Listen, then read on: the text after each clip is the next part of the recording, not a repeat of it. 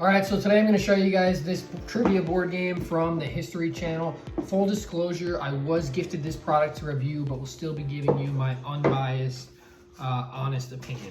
So here's what it looks like when you open it up. There are 5 different categories here. So there's sports and recreation, arts and culture, science and technology, people and events, and geography and landmarks.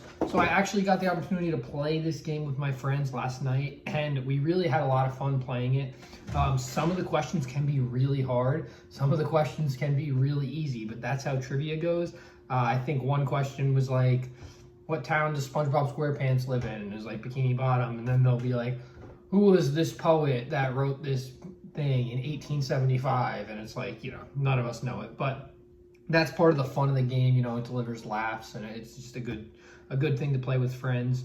So the way that it works, the goal is to get a card from one of each category. So if you get the question right, you keep the card. So you'll put the cards down on the board right here.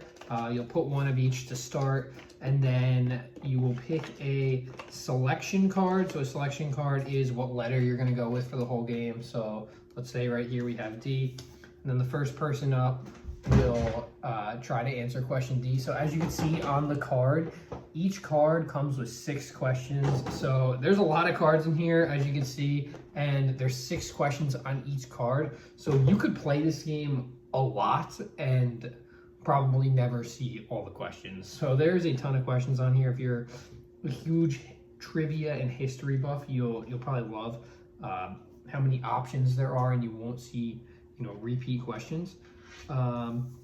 But yeah, one of the things that I really liked about this game too was, so after you answer, so let's say it's my turn, I'll try to answer the question. Somebody else will read it. The answers are also on the bottom, upside down right there.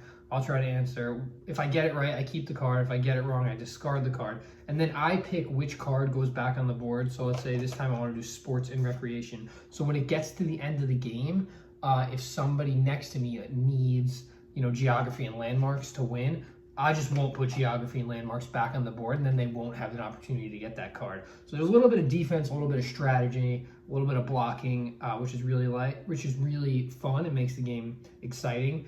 And then, one rule is if you get 3 of one card, so let's say they keep blocking me, but I start racking up sports and recreation cards. If I get 3 sports and recreation cards, I can then trade it in for one other card in here. So if I don't have a geography and landmarks, I might trade this 3 in for the 1 geography and landmarks, and then that might help me win the game to be able to get a card that I'm not able to get, or some questions that I really struggle with. We played this with 5 people, which I thought was the perfect amount, given there's 5 spots on the board. It says you can play it with 2+. It probably took us a little over an hour to play. We're not great at trivia though.